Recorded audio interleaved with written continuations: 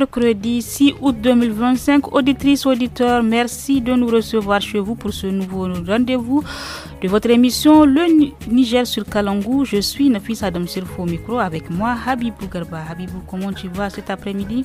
Bonsoir Nafisa, tout va bien. Alors, super. Alors Nafisa, ce soir la technique est assurée par Issa Laoli et c'est Moussa Hassan qui assure l'édition.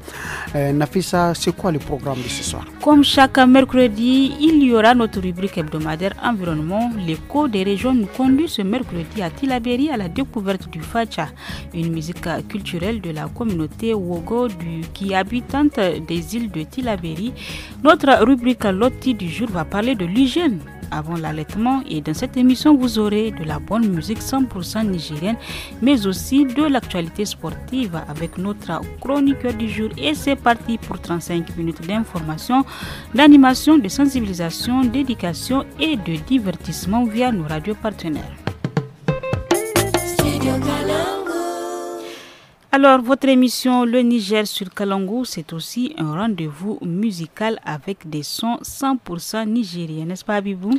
Oui, chers auditeurs et auditrices, nous allons débuter notre émission avec la première partie de l'entretien du jour, l'historique du sultanat de l'Aïra. Mais bien avant, Nafisa, on va écouter de la musique pour bien débuter, pour partir en forme. Oui.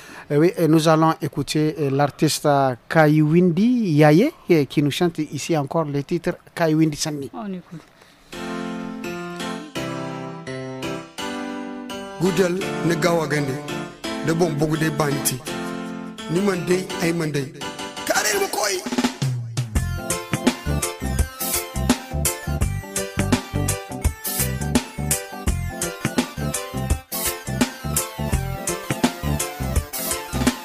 ikoy mo bokulwa kaiwindi sanni ikoy mo bokulo nakaga goro imchi kaiwindi inchindi basai wo kaiwindira timchi kaiwindi yudi basai wo kaiwindira imchi kaiwindi waiji da sai wo kaiwindira timchi kaiwindi follow komiza sai wo kaiwindira iko ema bokurwa kaiwindi sani iko ema bokuno nakaga goro ainege fuo kayandi baba fo wonji ainege windo portoka baba fo wonji ainege garbi lay bare baba fo wonji odin seno aine kaiwindi sani iko ema bokurwa kaiwindi sani iko ema bokuno nakaga goro iko ema bokurwa kaiwindi sani. Nafisa, l'artiste Yaye qui chante Kaiwindi, qui porte désormais son nom. Ici, il est en train de chanter des conflits au sein des grandes familles dans la maison ancestrale. Il raconte La cohabitation, c'est pas toujours facile entre les petits-fils.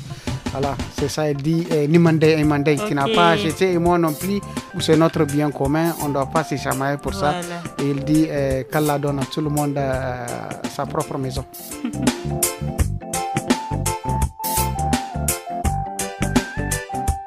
Imchi kaiwindi inchindi basai wo kaiwindira timchi kaiwindi yudi basai wo kaiwindira timchi kaiwindi waiji da sai wo kaiwindira timchi kaiwindi follow komiza sai wo kaiwindira iko hema bokulwa kaiwindi sani iko hema bokuno nakaga goro ainege fuo kayandi baba fo wonji ainege windo portoka baba fo wonji ainege garbi lay bare baba fo wonji odin seno aine kaiwindi sani iko hema bokulwa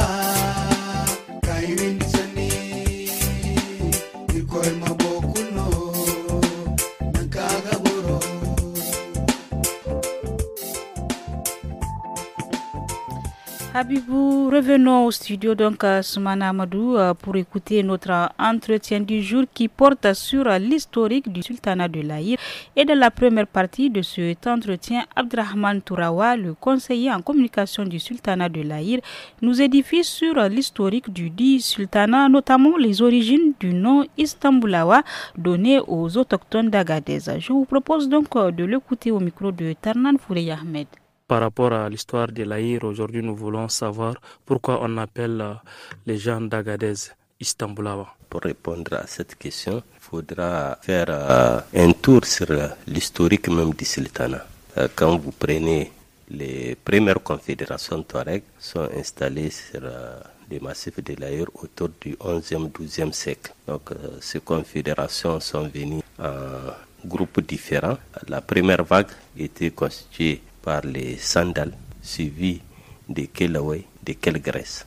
Cette première vague a une même origine, la vallée des Sirtes, au niveau du golfe des Sirtes, à Libye, dans une zone qu'on appelle Aoujila. Puis la deuxième vague des trois autres confédérations, qui sont les Kelfrouan, les Kelfadey et les Keltamat. Donc ces confédérations installées dans l'Aïr vivaient chacun selon son numéro, sa grandeur, puisque le peuple Touareg est majeur. C'est quelqu'un d'orgueilleux qui n'accepte pas la suprématie d'une tribu ou d'une confédération l'une sur l'autre. Ce qui a amené les différentes fractions à chercher avec l'État un arbitrage. Il faut que les rivalités se taisent, qu'il y ait une unanimité sur un chef. Et c'est en ce temps-là que les religieux, qui sont les plus influents, se sont assis pour demander la voie à suivre pour satisfaire cette exigence qui est vraiment une obligation pour les confédérations. À l'époque, quelle était la solution trouvée?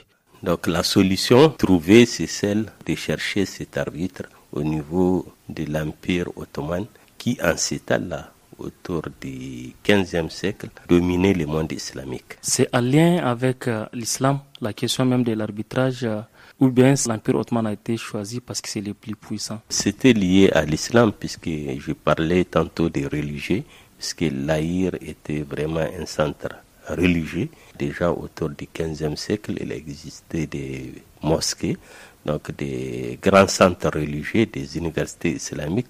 Il y a Milan, Tigda était une université islamique. Il y a des grands centres religieux autour de Chintagoda, autour de Galanga, plusieurs autres centres. Quand vous prenez l'Aïr, c'est vraiment les centres religieux où certains venaient de loin étudier l'islam. Ces différentes confédérations sont toutes des confédérations musulmanes qui ont le réflexe de chercher la solution islamique donc à tout problème. Le choix de la Turquie, d'Istanbul, c'est parce que le monde islamique n'était pas sous la dominance de l'Arabie saoudite. Déjà, dans les années 1400, c'est l'Empire ottoman qui dirigeait l'islam à travers le monde. Les confédérations ont envoyé un groupe d'environ 600 guerriers pour aller rencontrer l'empereur de la Porte Sublime, l'Empire turc. Il a fallu 6 ans pour que l'empereur arrive à recevoir 7 de ces guerriers qui sont partis. Les 7 de ces guerriers-là, ils sont des différentes confédérations. Tout à fait. Il y a 6 principales confédérations qui sont à l'origine et qui ont un rôle important que nous allons voir dans l'intronisation du sultan de l'Aïr. C'est eux qui sont partis, sont venus dans l'Aïr plus précisément en 1405 avec les fils du sultan turc, Yunus, qui fut le premier sultan. Mais il n'était pas venu seul, il est venu avec une très forte communauté, d'où les Stamblawa, donc les confédérations Touareg. Et cette communauté qui a suivi les sultans ont pris le nom d'Istanbul. Monsieur le conseiller, donc le premier sultan de l'Aïr, Yunus, c'est un Turc. C'est Yunus qui a dirigé donc de 1405 à 1424. Il faisait une vie nomadisante autour du massif. Donc il a fallu autour du sultan Youssouf pour que le sultanat soit stabilisé au niveau d'Agadez, après un séjour à Tadeliza qui est à 30 km d'Agadez. Alors, chers auditeurs et auditrices, avant de continuer d'écouter cet entretien, nous allons vous laisser encore souffler de la musique. Nafisa, on va écouter quelle musique? Jamila du groupe d'artistes Orco 5. Alors, on l'écoute. Sama.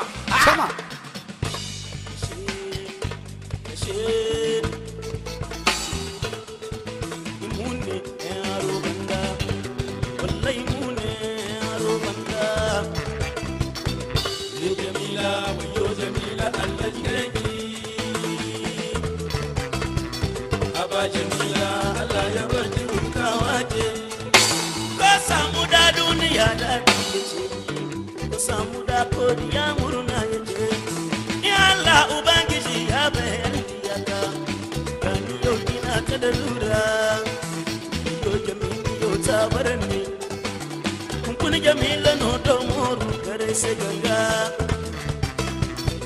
ye jamila wa yo jamila Allah jineti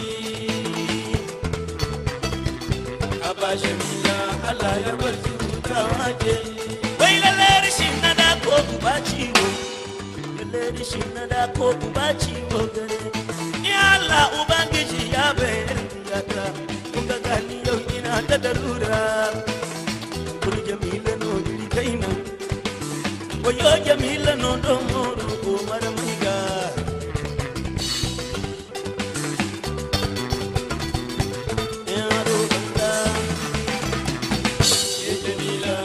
jamila Allah jinki ni bai ba ka sinai da zamba asiganai se da alburno na te amana boriyandi ina ba ka sinai da zamba asiganai se wai burno na te amana boriyandi murugan nu rubul makwai te wande amma din gi hando kun sami ye jare hi ku borbe kendi amma dai jare hi ku bordu kurandi ine wai boro hannu kurni ya te saye ilala kurnya mo mo koyin suru baka haifo site da haifo manite kuna haifo ni gatima haifo sintin kuna haifo ni gatima haifo amanai haifo kan borsito masa koyi amanai iboro wanda ce tiko sin timici bakan ne ga koi fara ga ne tangari no dibonni ni ye gida mane farkai se dinni ni borga da mane kolnai no songuwa mane dalayinsa mai burkansi ya yi masayi gai ha wani dinna hikimo ni ma ka kitabi san burki rai gaba a mana haibar se ni bai ma borsi higi kana ni ma haise wani sama dai kwar gaba imin isu don tun ya dinno kwar gaba imin isi higi wani wala bina burgi zo mu burko higi to hal dai no runo bu borno fundi sai na kunce manto kuya to hal dai no runo bu borno fundi wai jana aula bari ya do moru to bani ni sinda wanda te dai kuka fara wanda yayi ga jingin suje to bani sinda fare mate dai barma kun fara alfarai ga jingin gollo aran bai do ni ko gaba ta taize ya dinno do ni ko gaba kurize sama dai do ni ko ga do se diri doni mi ga hangan daino guri zamo amaka diyawi nan kulka koi na biyan kitunandi hay kulki tan se mu koi na suru hakan suru tano ga hausa na mai kuna burkan sin da suru mo manera amma koi ga zaga burko fara hay da ko bayo babar bayo hey bu bayo mamar hey mamar hey mamar hey mamar hey mamar mamar mas hey aro banda wallahi bune aro banda abashi Allah ya barki mutawa. Oui, amis auditeurs, auditrices des programmes du studio Kalangu, j'espère que vous avez bien savouré le son de feu Moussa Orko 5. Nafissa, on va écouter la seconde partie avec le conseiller en communication du Sultanat d'Agadez qui explique le contexte et la portée du pacte de sang signé par les confédérations en 1405 dans le cadre de la création du Sultanat de l'Aïr, un pacte qui sacralise le pouvoir du Sultanat. Retrouvons Abdurrahman Tourawa, il est toujours au micro de Tarnan Foudehamed. Nous voulons savoir à l'époque comment s'est passée la transition des sultans Younous au sultan Youssouf. Il y a un passage important qui est inédit au niveau du monde entier. En 1405, quand les confédérations ont installé les premiers sultans, ils ont signé un pacte qu'on appelle le pacte Sandal, avec 9 points. Et ce pacte est signé avec les sangs de toutes les confédérations, sur lesquels ils disent que les sultans, c'est notre chef, c'est notre arbitre, c'est notre imam, c'est l'imam de nos imams. On devrait lui assurer sa sécurité, assurer ses besoins. Et le dernier point, malédiction à tout celui qui ne respecte pas les clauses de ces pactes. Monsieur le conseil, est-ce que vous pouvez plus nous expliquer comment le sang a été utilisé pour signer ces pactes? Vous savez, tout ce qui est signé avec le sang, c'est pour donner une portée vraiment générationnelle, pour que les gens pensent à ces sacrifices. Le sang, c'est sacré. Donc, si les ancêtres ont pu signer, même pas par l'encre, mais par le sang, ça veut dire que c'est un message très fort, qui est inédit et qui faisait la grandeur de l'Aïr déjà au XVe siècle. En 1405, en début du XVe siècle, comment l'Aïr était organisé. Et en plus, le sultan est venu avec toute une organisation traditionnelle, administrative, qui n'en vit rien aujourd'hui système moderne de gouvernance. Vous voyez, presque tous les portefeuilles ministériels existaient déjà, que ce soit de la défense, de la sécurité intérieure, du commerce, du transport, des affaires féminines ou tout ce qui est affaires communautaires. Bref, tout est assuré. La police royale existait. Les gardes du sultanat, d'après Barthes, en 1850 déjà, il y avait plus de 1000 gardes au niveau de la cour du sultan. Et chaque garde doit avoir au moins un cheval et de quoi aller en cas de quête ou d'affront. Monsieur le conseil, ce sont des liens très forts. Jusque-là, on appelle le peuple d'Agadez Istanbulawa. Est-ce que ces liens-là continuent encore à être renforcés? Oui, les liens existent. D'après des recherches, que ce soit au niveau des étudiants turcs ou des étudiants nigériens qui sont en Turquie, beaucoup ont confirmé ces pistes historiques. Et aujourd'hui, quand vous prenez les sultans de l'Aïr, peut s'entretenir directement avec le président Erdogan. Quand il y a un événement, ils échangent des messages sans barrière. Quand vous prenez les palais du sultan, il a été rénové par la Turquie. Il y a l'effigie de la Turquie, donc, qui est là au niveau du palais. Et à un certain moment, donc, c'était la Turquie qui a pris l'engagement de faire cette route Istanbulawa en raison donc, de ces liens entre Agadez et la Turquie. Et cette route est une route double voie qui va quitter Agadez pour faire le massif de l'Aïr en passant par la zone de Aoudaras, Tumia, Ifrouane et boucler vers Arlit. Vous voyez, c'était un moment où il y avait un peu de disponibilité financière au niveau de la Turquie. Mais après une tentative que vous connaissez, donc les plus grands milliardaires turcs étaient donc impliqués dans une tentative qui a vraiment bouleversé l'économie turque. Et depuis, cette décision reste encore en attente.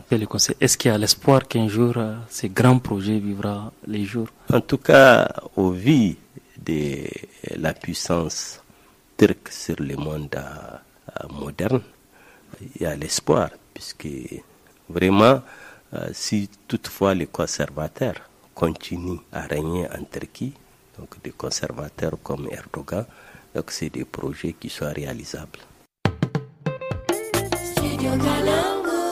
Auditeurs et auditrices du Studio Kalangu, à partir de ce lundi 3 mars 2025, le programme de Studio Kalangu passera à 1 heure de diffusion de 17h à 18h. 1 heure de contenu riche et varié, 1 heure pendant laquelle vous aurez l'émission Le Niger sur Kalangu, des informations en 5 langues, un magazine hebdomadaire, un forum hebdomadaire, l'émission des jeunes tous à la fada les dimanches et un documentaire radio mensuel les samedis. Studio Kalangu au rythme du Niger. Chers auditrices et auditeurs, place à présent à notre rubrique à environnement de ce mercredi 6 août 2025 qui nous amène dans le village de Bawa de Dagui, département de Dogandouchi, à la rencontre de Gumbi Galadi, un habitant de la localité âgé de 54 ans. Ayant abandonné l'école très tôt, il a bénéficié de plusieurs formations dans le domaine de la production des plants de pommes du Sahel. Gumbi Galadi a à son actif des milliers de plantes d'arbres et il tire beaucoup de profit dans cette activité. Alors Habibou, on l'écoute au micro de Abdelaziz Dayuma. Na fara wannan aiki tun 2000 yana shekara 23 kane in fara projet PGRN da ya zama karkarar Gubai su suka nemi in suna samun wanda zai musu wannan aiki amma ba za su biyan shi ba kuɗi zai yi don karkarar su ni ko sannan na samu horo bisa ga harkar yanayi kenan na ji unhwanin ice na ji darajar ice yana a wannan lokacin na ba da kaina sannan aka bani horo sannan na fara waɗannan ayyuka ina cikin wannan sai na samu horo ta fanni ga itatuwa masu ba da 'ya'ya waɗanda aka unhwani da su surtu wannan magariyar da aka ce ma famudi sahel lalle ko na fara wannan aiki nan da ya kasa arewa sai dai wanda ya so ta da ikirizat amma a yanzu duk inda haganta cikin karkarar ga ni an muharin wallafa ta tunda duk shekara ina aiki na wanda ban kula ma furoje ba in furoje ya zo ya saya in furoje bai zo ba in yi da mutanen karkara su saya. Wani amfani kake samu cikin wannan aiki? Amfani wanda na samu cikin wannan aiki shina da yawa akwai kariya hama da gona ta da ni yi lalle na ga babban unwani sannan ina samun kuɗi da wannan aiki gwargwadon hali sannan itatuwan na hawo cikin horon da na samu akwai waɗanda ga jikinsu nika hiddo wasu magunguna waɗanda nika kare jikina na ba lakwarori na ba gidajen likita na ba kaso ne iccen da ban ma karɓi kuɗi ba don neman ladar gobe.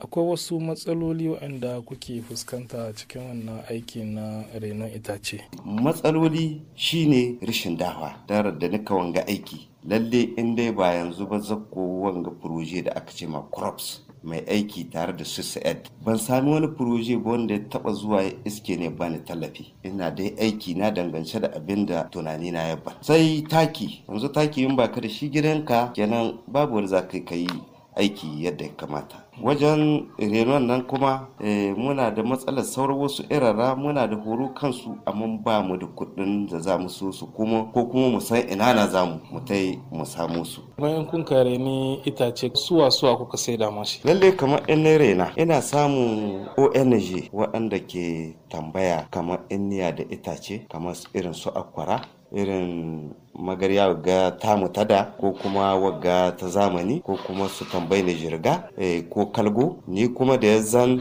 na san da ana bukatar su ko wace shekara bara su yanzu ma ka tafi finiyar kita kana iske ni da wajen 6,000 akan bara an sami matsala ban samu wani partner ba wanda ya raba ni da ita tana nan jirgi aiki na wajen jika 700 na yi hasara shi kuma ban damu ba ina nan na ci gaba da yi bayan ONG mutanen environment su ma suna tuntuɓa ta ko su ce min suna so in yi musu ko kuma in lokacin uta ya kama su kire ni su tambayi ni wace kala ice garan su ma suna zuwa su dai su sayo amma dai kamar su manoma yan uwata da wuya in sami manomin daga zuwa ya tai ya sai akwara ko kargo ko wani menene dan shi da sabo na shi amma duk da haka in ka tai ka tambayi ni ka ce kyauta kake so wallahi ko uwa nawa kake so sai in baka ka tai ka dasa. C'était la rubrique environnement. À présent, l'écho des régions qui nous amène cette semaine à Tillabéri, n'est-ce pas, Abibou? Oui, Nafissa, nous allons à la découverte du Facha, une musique culturelle de la communauté Wogo qui habite les îles de Tillabéri. Intégrée dans le patrimoine culturel de cette communauté, le Facha est joué pendant les cérémonies de réjouissance qu'organisent les jeunes pour se détendre à chaque fois que l'occasion se présente. Et oui, tiré des rythmes folkloriques des génies, l'initiateur de la forme actuelle de cette mélodie appelée dans le temps Ganjeritay nous explique les origines et l'évolution du Facha. Hassan Bonjara au micro de Moussa Hassan.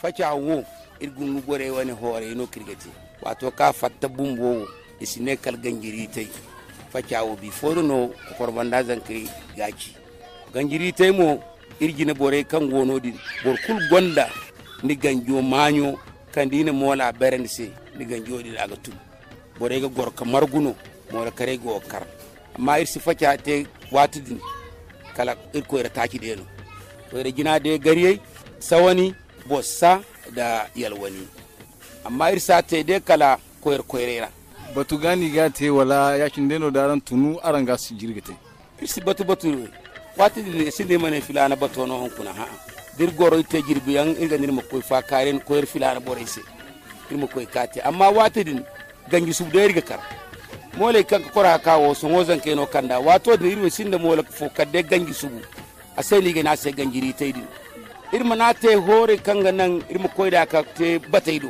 irga wafa ku de no ko ta kyawo barkan gabara ma tale ke makakati asinda alhakufo wala alada fo kai banasi asinda badala ai hinna kantin gai kudu tija dirko horate kuli ga do hakine no wodi ga nay wonanda amma noru kurkin na margu isafai irga noro margu no irmo ko kwar fora kate alman ahina irmunga isafai bor kursin da badala kamanti ai da mai tingai kudu tija wato yani ga facawo arno ka arambo aran gar aran no gabi kutonto irwe wokir gar mati fakin gar inna hole horu gar kan bore gi te ko reera amma ir manate fake ho inde idde gano asinti inno margu kadi ka hore no kan ginna fa ir hurar halla gunge kun hurar yamu halate bore se songo kai hore amma gunge bore wala ne woga inge hinde no gati fake wo woga hinne no gati amma ko ir fonga kar mola kar iga gasi kar iga gan amma man to woge wono dumono woge wono wo ge hinne wonan de ngay fake wo man tibor kul woni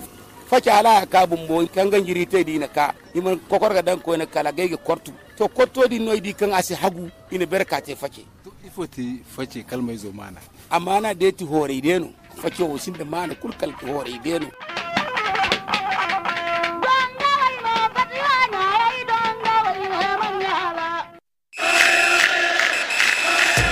Vous l'avez compris, c'est la page sport de ce numéro du Niger sur Kalangu.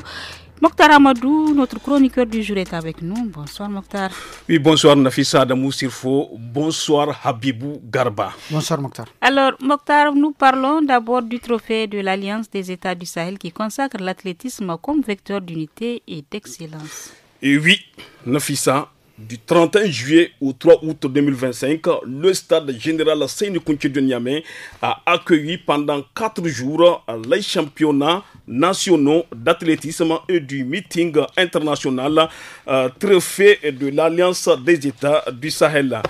Ces événements sont parrainés par le ministre des Sports et organisés par la Fédération nigérienne d'athlétisme avec le soutien de l'ONG Ensemble main dans la main Niger-Russie, une manière de donner une nouvelle impulsion à l'athlétisme et à l'organisation d'événements sportifs majeurs.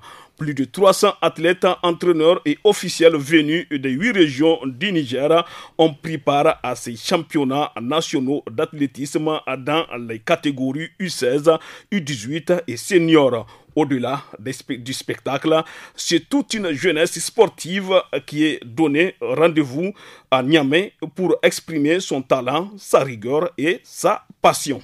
Alors, parlons de la FIFA qui renforce le programme football for school au Niger.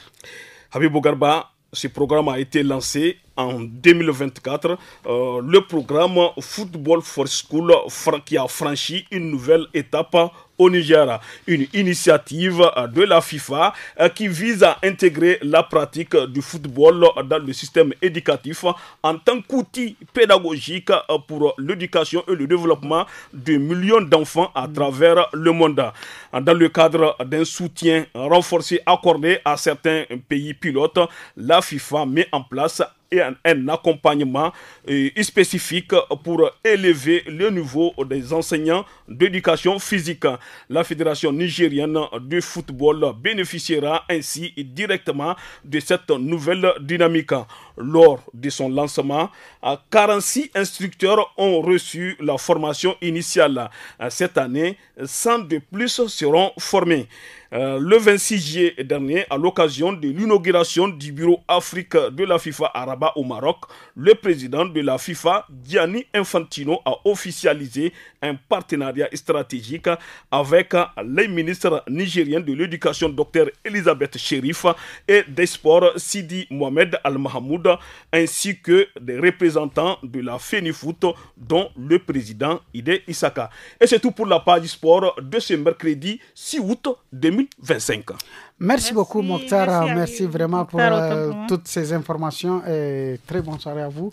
Et maintenant Nafissa, place à notre chronique Loti de ce soir. Et dans la chronique aujourd'hui, nous allons parler de l'hygiène et de l'allaitement maternel. Effectivement, avant d'allaiter, il est recommandé de bien laver ses mains à l'eau et au savon, et il est important de répéter ce geste avant chaque tétée pour éviter certaines maladies aux nourrissons. En effet, elles sont nombreuses les mamans qui n'accordent pas d'intérêt au lavage des mains avant de mettre leur enfant au sein. Écoutons Samira Rouafi et Reki Arimi sur le sujet.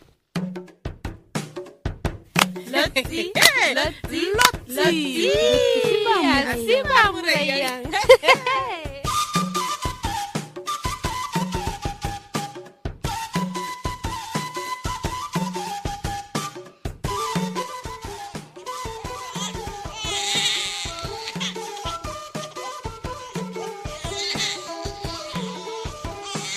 Hai, dangai me, nun wuda hare ko ni gani sin su ba ka yin fo kai kai ni foi goka. Assalamu alaikum. Yani, ibno goga he ya ci ne, asin da bani no. Wallahi ya bani samai, hare dai na goma. To an wayan dimi. Ifano ni goga batu ni bai kan asiburi ibnan zanka goga he ya ci ne. Aga genta ne ya ki ga. Wallahi ga bai chogo. To asuran dimi. Wadin dai ne ga bai mti. Ai mazuman da dai bando waga gagayi inguno tikati yango kan ga agoma zai in tonka da mai zai ga. Zarmai no gani gunda kan ga haraigo. Asima asidi. Kai gidi ai mana nan di. Da man tiyadin kula su danga irin doga fa ka ga kai nufo. Ta yi izo aban ta ga han. He. Ifano ni ba ga kai gina. Ifano ni ba ga ta yaki no. Kai ga bai mana nan di no.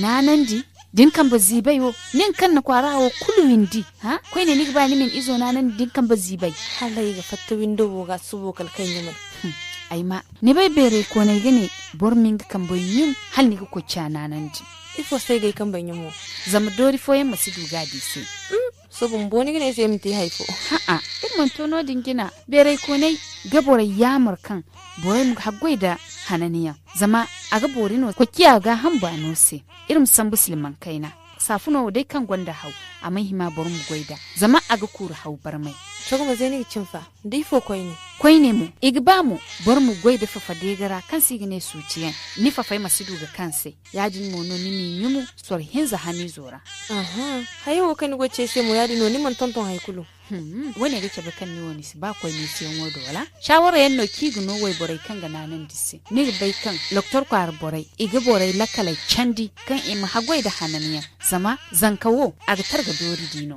delu wallahi sabin sai kan ne fangandi wani yankulu ne bai ibo zankano kan ga hego mu masha Allah da sin tinga kati mu haikul gano ne gidinya ai sabu gumgumu irgu fa ka gai son wo kai zama duga dangai ni wani him goibar mai boda no ha manti goibar mai yan sanino ani ga ikyor doktor adin bai mi ado dai nay du hayayo kulu koi ne mo manti ya mono inda kai wat kulir go charbande aga don nan da hay bobu ya hey dindu lokaci maka irin fakarai ai hay bobu ki ni se ratisi ba mu rayi insha Allah ikora hani zo wa ai kudu dama irin duga hayawo sola mai gwangi tontoni to bir ko mirke ba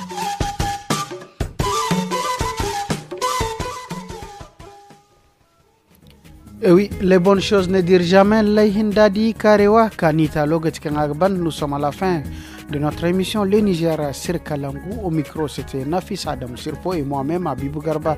La technique a été assurée par Issa Laoli. Le chef d'édition du jour, c'est Moussa Hassan Balé. Merci de nous avoir écoutés. Au revoir. Au revoir.